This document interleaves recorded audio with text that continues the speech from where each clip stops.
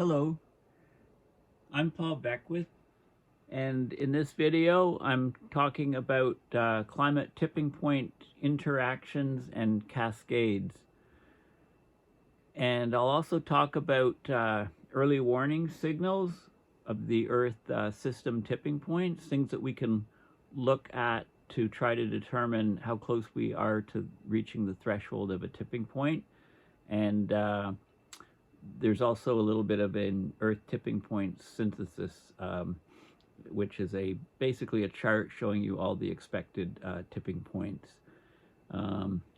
My boiler for my house just packed it in, gave up last week, and I had them coming in to look at it, and it needs parts, which are about, a week out. So in the meantime, it's close to 0 degrees outside, and we actually had some ice pellets just the other day, so it's weird. I mean, maybe the AMOC is already shut down. I had to look at the temperatures in Europe as well to see, what was going on.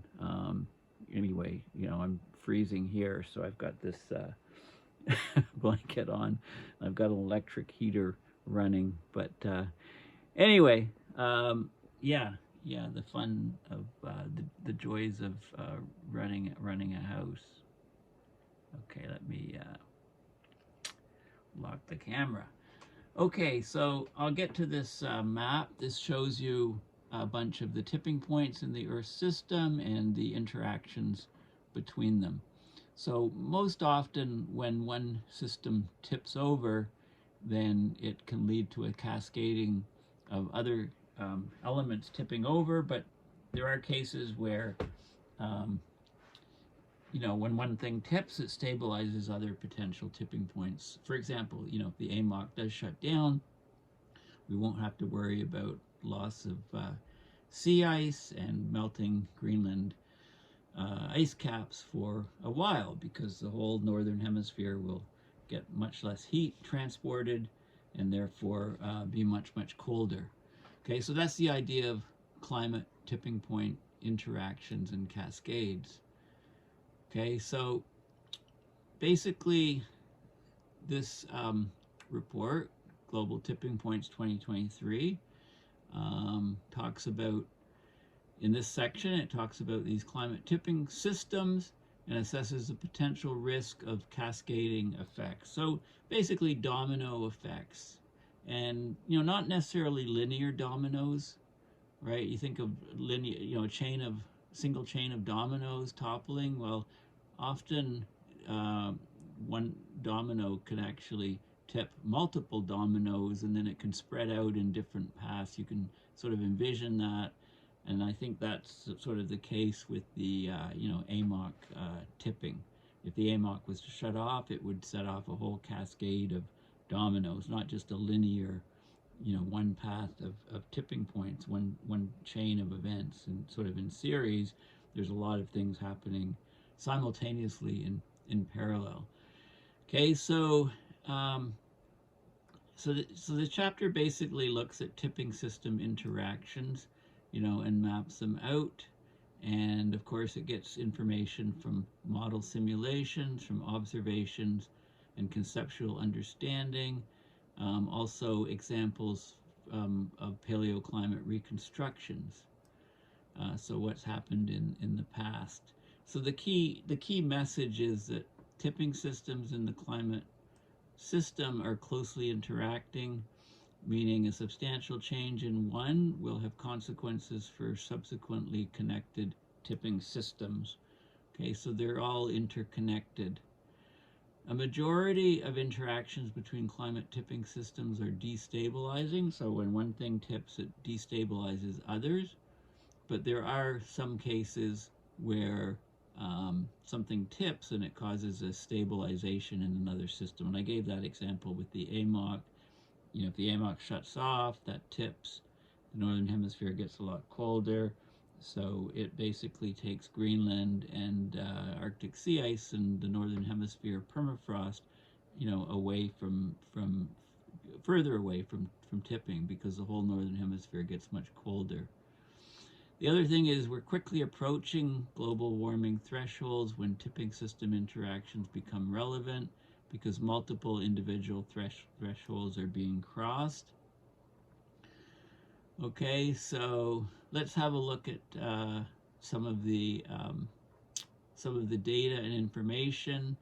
We can look at abrupt and transition events in the paleo records like the Eocene-Oligocene transition, the Bowling-Allerod warm period towards the end of the last interglacial, etc. So we can get information from a lot of different sources. So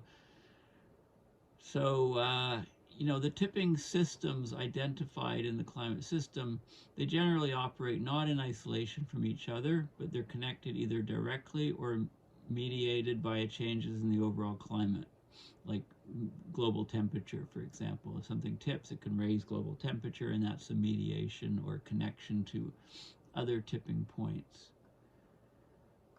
So basically the linkages, we're looking at the linkages between tipping systems and or other nonlinear components as tipping interactions.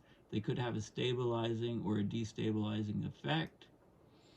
The most extreme case is a situation in which the tipping of element A causes a subsequent tipping of element B.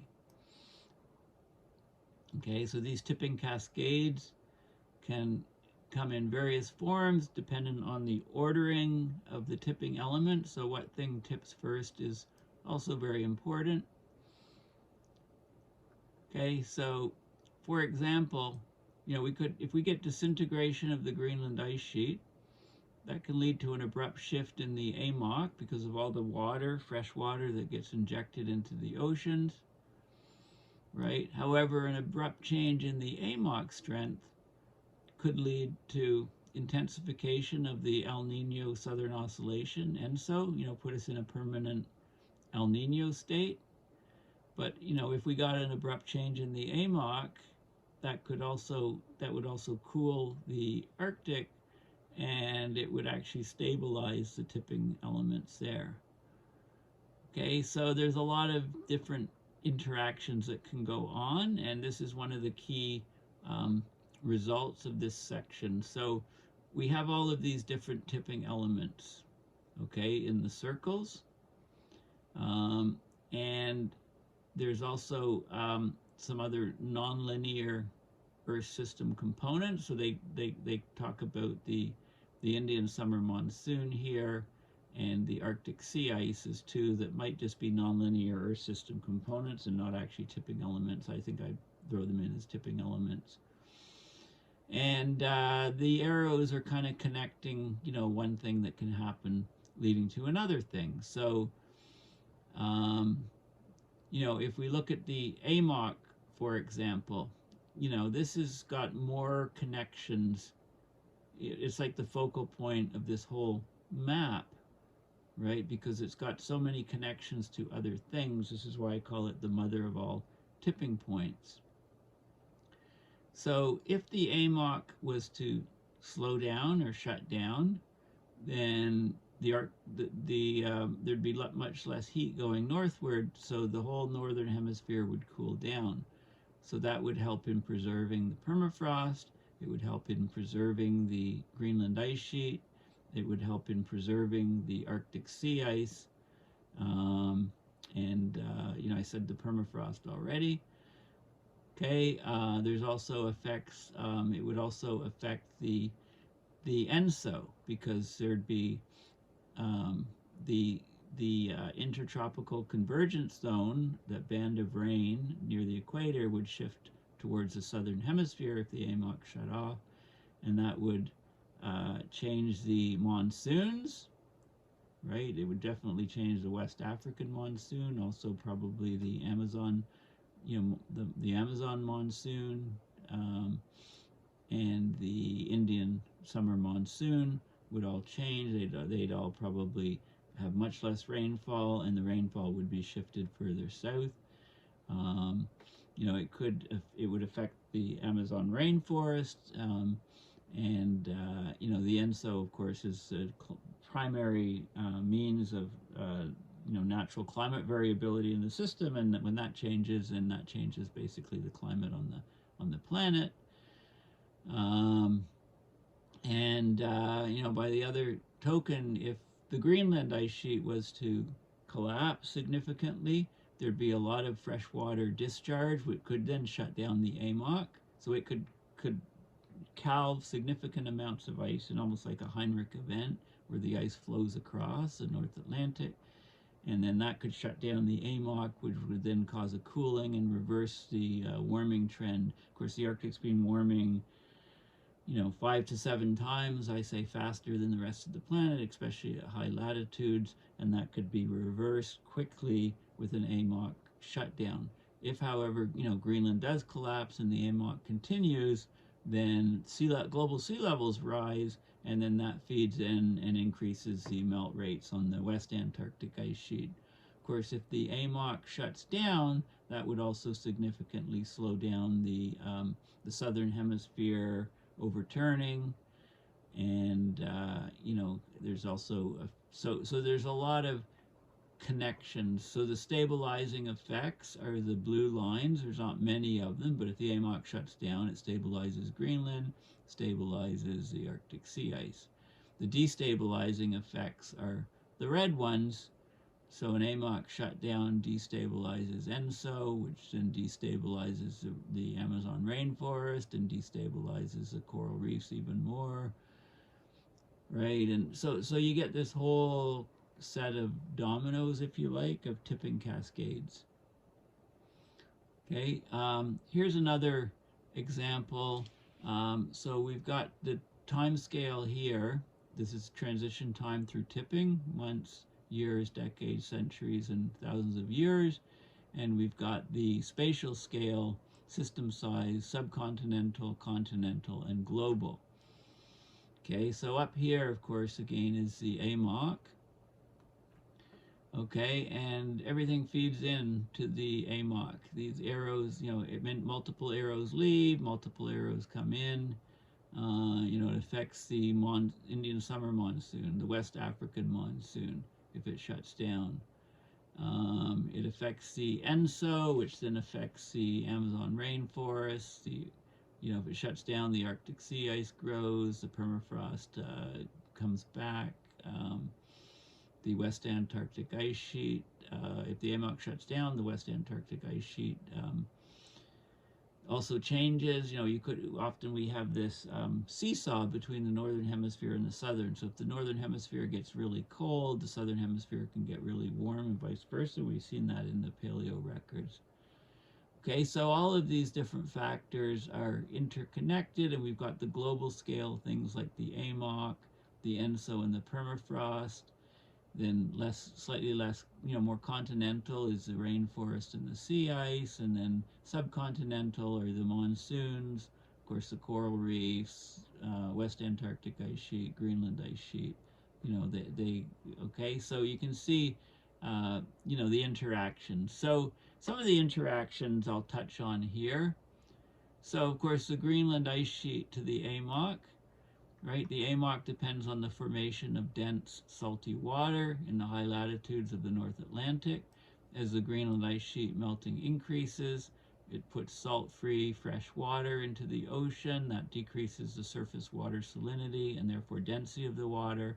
So that inhibits the formation of the dense waters and weakens the overturning circulation. As less salt is transported to the North Atlantic, the salt advection feedback implies a self-sustained freshening of the high latitudes of the North Atlantic. So in the worst case, that can result in the collapse of the AMOC. Okay, and then if that happens, then you get the huge cooling in the Northern Hemisphere, including on Greenland. Okay, there's a connection of the West Antarctic ice sheet to the AMOC, right? In the case of freshwater release in the Southern Hemisphere originating from the West Antarctica, different opposing processes are at play that could affect the AMOC. Okay, so if the Southern Hemisphere circulation slows down, then that can directly slow down the Northern Hemisphere ocean circulation. So the weakening of Antarctic bottom water might lead to the enhancement of the AMOC through the so-called ocean bipolar seesaw, right? That describes the tendency for opposing temperature changes in the southern and northern hemisphere, with ocean bottom water changes in response to ice sheet melt in other hemisphere taking a long time to affect the other hemisphere. So lag times between something happening. Okay, the AMOC relation to ice sheets. Well, an AMOC collapse would decrease the northward heat transport, leading to a substantial cooling of the northern hemisphere and warming of the southern hemisphere. So the bipolar seesaw effect. Cooling the high latitudes of the North Atlantic would basically stabilize the Greenland ice sheet. The related warming of the Southern Ocean would destabilize the West Antarctic ice sheet. Right, the warmer ocean water gets underneath the ice shelves and melts them from below, so that it reduces the buttressing effect on upstream ice flow, so we get more ice flow, higher sea level rise. There's a direct interaction between the Greenland and the West Antarctic ice sheets via sea level, right? So if we get a large increase in sea level rise from either Greenland or West Antarctica, then that will raise global sea levels, and that will undercut and lift up the ice shelves at the other pole, connecting the two. So Greenland and West Antarctica are connected. I showed you the arrow connecting them in the original map, and that's that's basically via sea level rise. Overall, sea level rise is expected to negatively impact both the Greenland ice sheet and West Antarctic ice sheet, but more strongly the West Antarctic ice sheet, where most of the bedrock lies well below sea level. Okay, lots of ice on West Antarctic. Now, of course, there's interactions between the AMOC and the Arctic sea ice. Changing Arctic sea ice cover can change the AMOC strength in two main ways. First, it alters the radiative heating and ocean atmosphere heat loss by changing albedo. Right, the Arctic sea ice is substantially decreased over the past 40 years, especially during summer months. So it leads to more open water, so it's darker. There's more absorption of solar radiation, so accelerated warming. The recent decrease in Arctic sea ice, together with ice loss from Greenland ice sheet, is added fresh water to the Arctic Ocean, and that could actually weaken and slow down and even shut off the AMOC. Okay, so we're getting lots of complex interactions between the two. Right, the AMOC, of course, if it was, it can also significantly affect the Arctic sea ice via the transport of warm water to the North Atlantic Ocean, to the Arctic Ocean via the Barents Sea opening and Fram Strait. So a weaker AMOC results in lower ocean heat transport into the Arctic Ocean, so that would increase Arctic sea ice area. And there was a paper showing recently that they think about 30%, there's 30% more Arctic sea ice there now because of the slowing that the AMOC has already exhibited. So this could get to be a very, very large effect. It really throws a spanner into the works of the climate system. And of course, there's an effect of the Arctic sea ice on the Greenland ice sheet and the Arctic permafrost, because as we lose more and more Arctic sea ice, the water's warmer around Greenland and we get higher melt rates. The air temperatures are higher and we get more melting of the permafrost. But again, that can reverse if the AMOC shuts down. Okay, there's also effects of the AMOC on the Amazon rainforest, and I've touched on those in previous videos. Okay, so the most important large-scale effect of the AMOC on the Amazon rainfall works via the pattern of sea surface temperatures in the Atlantic and the associated southward shifts of the ITCZ and the tropical rain belt. Okay, so if the AMOC shuts down, I've already said that the ITCZ shifts southward, the tropical rain belt shifts southward. So there's widespread agreement that a reduction or even collapse of the AMOC would lead to reduced sea surface temperatures in the North Atlantic and increased sea surface temperatures in the South Atlantic. The southward shift would cause a substantial reduction in rainfall over northern South America and an increase in rainfall over the southern Amazon rainforest as well as northeastern Brazil, which is directly affected by the tropical rain belt. So there's large potential impacts of the AMOC changes also on the Amazon rainforest. Okay, now, and also, you know, of course, when you talk about the rainforest, you need to talk about the recycling of water. So the forests in the southern half of the basin contribute mostly to the rainfall generation over the entire basin by the evapotranspiration effect and the recycling of water. Okay, it's speculated that there's a substantial fraction, 24 to 70%, big range, of the rainfall in the Amazon basin is produced by local moisture recycling. Okay, so there's a lot of interactions between the ENSO and the tipping systems. There's multiple interactions. There's also, with the, AMOC affecting the ENSO, that opens up another huge can of worms because the ENSO is a primary source of variability within the climate system. So that would change a huge amount, again, by the southward shift of the ITCZ and through all these nonlinear interactions. While the response of the trade winds and the ITCZ to AMOC decline seems to be relatively robust within different climate models, the response of the ENSO magnitude and frequency is much more model dependent, and so it's got higher uncertainty. Most complex climate models still exhibit severe biases in tropical temperature patterns, partly caused by not properly resolved oceanic processes. Okay, so, there's lots of things influencing other things. So the, influence of ENSO on the Amazon rainforest, on the West Antarctic ice sheet, warm water coral reefs, right? There's all of these different impacts on the tropical monsoon systems, right? The AMOC influencing the ENSO, influencing the tropical monsoon systems, right? So all of these interactions are there. There's also effects of permafrost thaw on the global hydrological cycle if a lot of permafrost thaws. But, the timing is critical of which tipping points are reached first, and we just don't know. Now, you can look at the interactions between the tipping systems from a paleoclimate perspective. In the distant past, the Eocene-Oligocene transition. So actually, we had the formation of a continent-scale ice sheet on Antarctica during the Eocene-Oligocene transition about 34 million years ago. It's known as Earth's greenhouse to icehouse transition.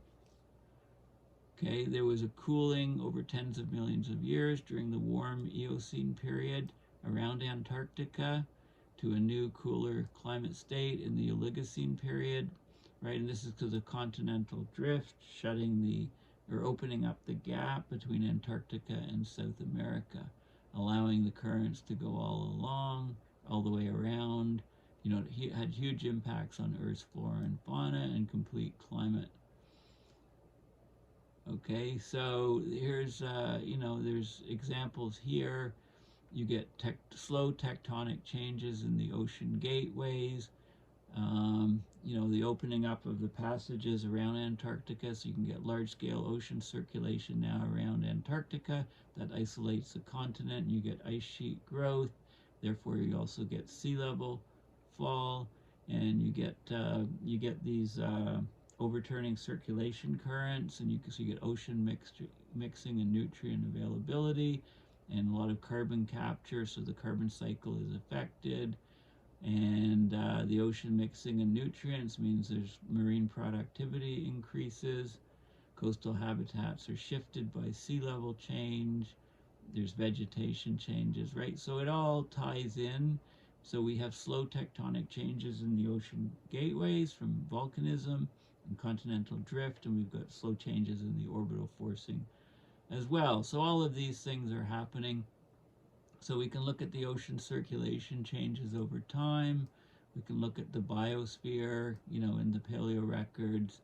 We can look at the Dansgaard Osher event, where we had these massive, glacial periods occurring, cooling, warming cycles, ending in sort of these Heinrich events where we get ice rafted debris, ice rafted, glaciers just zipping across the ocean, causing huge impacts. So we can look at, in various records going back. This is between 35 and 40,000 years ago. You can look at what happens from 40,000 up to 35 with the AMOC strength changing, the amount of sea ice, Greenland temperature spiking, the North Atlantic sea surface temperature. So big, huge changes during this time period, and there's interactions between the ocean, the atmosphere, and the land during this period of time. So we can look at the paleo records to get an idea. And then there was towards the end of the last ice age, glacial period, there was a very prominent climate event. There was this Bowling Alarod warming started 14,700 years ago with abrupt warming in the Northern Hemisphere. So temperature increases over Greenland were like 10 to 14 Celsius over a few years in response to a reinvigoration of the AMOC, which then transferred the heat up. This lasted until about 12,900 years ago. So there's a good example there of the changes in the AMOC and how quickly they can act, and the Heinrich events are the end of the Dansgaard-Osher oscillations. So there's lots of interactions between the various tipping systems and planetary scale cascades, especially if we're involving the AMOC changes. Okay, so, as we continue to rapidly warm the planet with anthropogenic global warming, the tipping systems are at risk of crossing critical thresholds, and there's domino effects that can come in. And then what happens really depends on the order of the tipping, okay? It really totally depends on that. There's all of these different interactions, and most of them are destabilizing, a couple of them are stabilizing, and there's others that are unclear. So when one thing tips, other things can be stabilized, but it's less common. Okay, so how do we know we're actually getting extremely close to Earth system tipping points? One of the ways we know is from this phenomena called a critical slowing down, so basically this section looks at these, the theory of critical slowing down. That's with frequency oscillations. It's a general phenomena of slowing recovery from perturbations that happen in many systems being forced slowly towards a tipping point. So basically systems can be resilient. You have this driving force, you upset the system, it can recover quickly. And then as you get closer to the tipping points, the system resilience decreases and there's a slowing down. It takes longer for recovery. So there's these early warning signals that we can look at. And we can use these early warning signals to detect the potential movement of the Earth system towards the tipping points, how close we're getting. The central western Greenland Ice Sheet, the Atlantic Meridional Overturning Circulation, or AMOC, and the Amazon rainforest, these all show evidence of the loss of resilience consistent with moving towards the tipping points.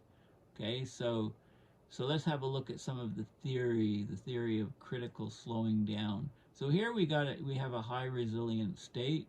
Think of a hill here, and if we perturb the ball, ball stuck in this hill, if we move the ball away from the minimum, it quickly returns down because the sides are steep. So this is a good metaphor. If the hill is much more narrow, much more gradual, if you move away from the equilibrium, it takes you longer to return. Okay, there's a slow recovery or low resilience. So we can look at temporal statistics and temporal data, namely the autocorrelation.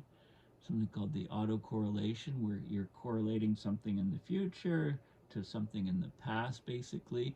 Another way of looking at it is you've got this curve here, and you get a tipping here to another state over time. So you can represent what's happening here is you got very fast oscillations. There's the ball, the well is fairly steep. It's a resilient system. You get fast oscillations. Now, if you adjust, you start lifting this up so the ball is closer to tipping and the well over here is deeper, you can start getting a slowing down of the oscillation. So here the oscillations are pretty random and very rapid. This is the autocorrelation. Here there's a bit more structure, a bit more ordered. There's clustering. When you get over here in this situation, then you get a very much more clustered, confined autocorrelation. What happens in the future is related more closely to what happens in the past, right? At time step t+1 versus time step t, and you get a critical slowing down. You can see the frequency of oscillations. There's not so many spikes. It's flatter, even flatter, long, lazy excursions. You're getting very close to the tipping point. If you look at the autocorrelation, it starts to increase and increase even more, as you get closer to the tipping point. So this is represented here, low autocorrelation, high frequency changes. Here the autocorrelation starts to rise, right?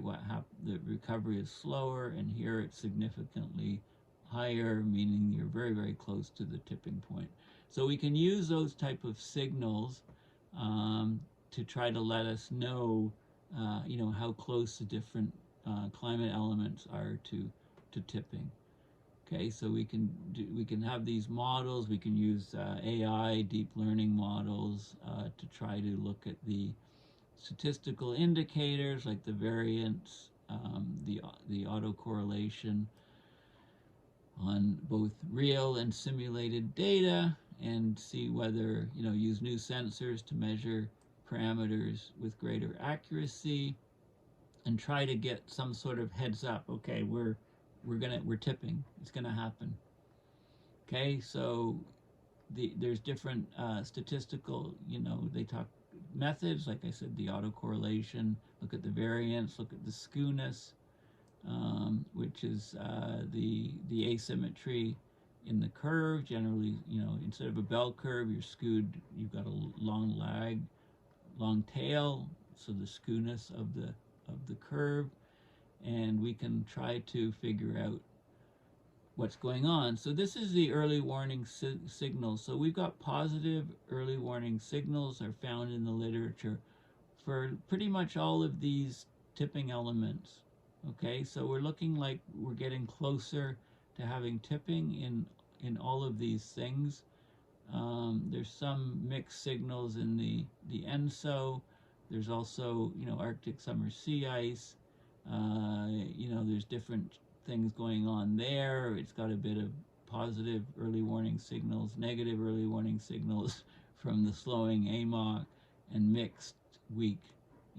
So we got all of these different factors, and it talks about, the ice sheets and the sea ice, and you can look at the curves and you can actually see, the autocorrelation is something you can almost eyeball. You can look at the curve, and if the fluctuations are higher amplitude and lower frequency, so spread out more, you're approaching tipping point. So we're also seeing this with the biosphere, with the Amazon rainforest, etc. Okay, so those are key factors, and we can, there's increasing application of AI for predicting these tipping points. Okay, so this is very important research, and just to remind you, this is just a reminder to close off this chapter, to sort of synthesize or put together, a list of again of all the Earth system tipping points. There's considerable evidence for tipping points existing in many parts of the Earth system. We could already be very close to some Earth system tipping points. Complex and sometimes uncertain interactions between tipping drivers, components of the Earth system, and key feedbacks make tipping dynamics difficult to assess. And then, so these are all the Earth system things, and then of course the human agency, the positive tipping points, could, if they're applied faster than some of these Earth system points, then we can try to bring the system back to stability. Okay, so so that's and this is sort of the summary. I've talked about this table in the past, but this is a good overview again of the ice sheet collapse, the sea ice loss, the glaciers retreating, permafrost thawing, tropical forest dieback, the boreal forest dieback, the temperate forest dieback, the savannas and grassland regime shifts, drylands becoming drier, freshwater lake changes, coastal regions changing, the coral reefs, the mangroves and seagrass, regime shifts in the marine ecosystem, and then the ocean atmosphere circulation, the ocean overturning collapse. And okay, so that's the summary, and I'm not going to rehash this table. It's very, very crucial, very important. Make sure you have a look at it if you haven't.